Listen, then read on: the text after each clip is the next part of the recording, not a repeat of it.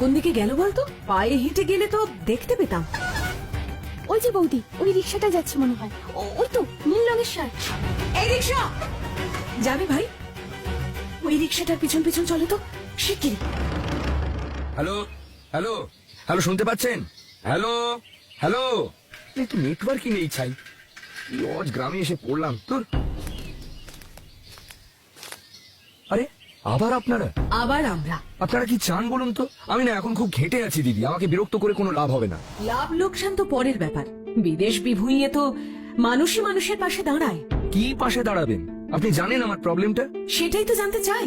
একটা কথা আছে না, অতি লোভে তাঁতি নষ্ট। আমার অবস্থা ঠিক তাই। ইঞ্জিনিয়ারিং এর ছাত্র আমি, লুকিয়ে চুরিয়ে এথিক্যাল হ্যাকিং করতাম নিজের শখে।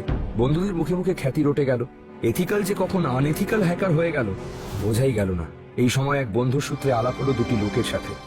আপনার বন্ধুর কাছে আপনার সুখ্যাতি শুনেছি, আমাদের বিপদে একটু সাহায্য করে দিতে হবে ভাই, নইলে বড় সমস্যায় পড়বো। কি সমস্যা? আমি তো একজন সাধারণ স্টুডেন্ট। আপনি গোলাপগঞ্জের নাম শুনেছেন? আমরা ওখানকার জনব্যাংকের অফিসার। একটা টেকনিক্যাল ফল্টের জন্য আমরা আমাদের সার্ভার অ্যাক্সেস করতে পারছি না। এদিকে যদি একটা জানাজানি হয়ে যায় তাহলে আমাদের শুধু যে বদনাম হবে তাই নয়, তদন্ত কমিশনে বসে যেতে পারে। এটা তো আপনাদের ইন্টারনাল ব্যাপার, আমি এতে কি করব? আপনি যদি ব্যাংকের সার্ভার হ্যাক করেন তাহলে গোটা সমস্যা মিটে যাবে, কেউ জানতেও পারবে না।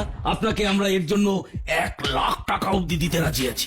অসম্ভব, আমি একজন স্টুডেন্ট। আচ্ছা আচ্ছা আচ্ছা আচ্ছা 2,00,000 বুঝতেই পারছেন বেকায়দায় পড়েছি, নইলে কি আর অনুরোধ করি? আমি খুব সাধারণ ঘরের ছেলে, এত কষ্ট করে ইঞ্জিনিয়ারিং পড়েছি, তাই ওই টাকার লোকটা ছাড়তে পারলাম না।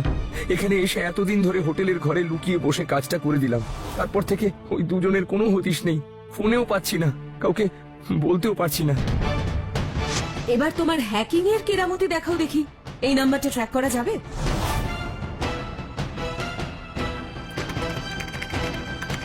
মোবাইলটা এইখানে আছে এই মুহূর্তে, নতুন পাড়া। দাদা, নতুন পাড়া এখান থেকে কত দূর? একটু বাইরে, এই ধরুন হেঁটে গেলে 1/2 ঘন্টা, রিক্সায় গেলে 20 মিনিট, আর গাড়িতে। বুঝে গেছি দাদা, বুঝে গেছি, হতেই হবে। অনেক ধন্যবাদ ধন্যবাদ। অফিসার, আমি মালিনী সেন কথা বলছি। শুনুন, বেশি সময় নেই, একটা লোকেশন যদি এখনই পাঠাই আপনারা ফোর্স পাঠাতে পারবেন? চেষ্টা করছি, আপনি লোকেশন পাঠান, আমি লোকাল থানায় চাপ দিয়ে যত তাড়াতাড়ি সম্ভব পাঠানোর ব্যবস্থা করছি।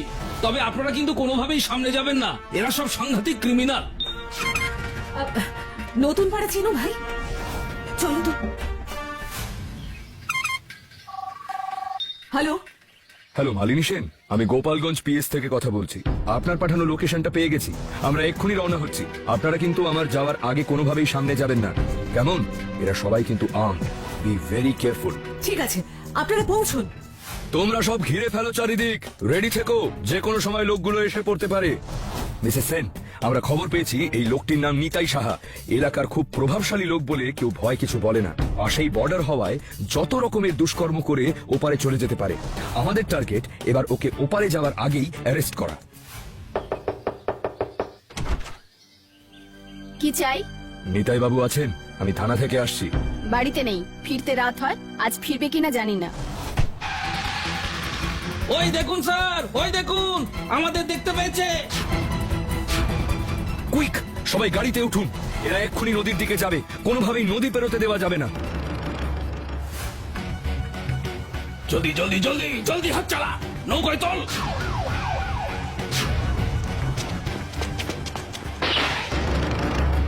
ওই ইঞ্জিনিয়ার ছেলেটিকে একবার ডাকুন তো। Yes sir. এরাই কি আপনাকে কাজে লাগিয়েছিল? হ্যাঁ স্যার, এরাই আমাকে ব্যাংকের সার্ভার হ্যাক করতে বলেছিল। বস্তাগুলোয় কি আছে দেখো তো। এই দেখুন স্যার, গোটা একটা ট্যাক্সাল এক্সপোর্ট হয়ে যাচ্ছিল। আপনার সাহসের তুলনা নেই মিসেস সেন, আপনি না বললে আমরা এদের কোনো হদিশই পেতাম না। এই টাকা যাদের, তারা ফেরত পাবেন তো? অবশ্যই, কিন্তু একটা নির্দিষ্ট চ্যানেলের মধ্যে দিয়ে যাবে, তাই হয়তো কিছুদিন সময় লাগবে, তবে ফেরত আপনারা পাবেন ঠিকই। বৌমা, বৌমা বেঁচে থাকো মা, বেঁচে থাকো। তুমি আমায় নতুন জীবন দিলে মা। আমি তো ভাবতেই পারিনি যে এই টাকা আবার কখনো ফিরে পাবো। বুঝলি বিলু, তোর মেশোর চুরি যাওয়া টাকা ফেরত এসেছে। হ্যাঁ, পুরোটাই। পুলিশে যা করার করেছে, আর কে করবে? হ্যাঁ, অ্যাকাউন্টে সবই ঢুকলো। মা, একটা কথা বলবো? কি হলো আবার? আপনি ঠিক জানেন তো এ আপনার ভাগ্নে বিলুই কথা বলছে তো? কারণ আজকাল নাকি প্রযুক্তির সাহায্যে গলা পাল্টে অনেকেই অসাবধানতার সুযোগ নিয়ে প্রতারণা করছে। হ্যাঁ, সে কি?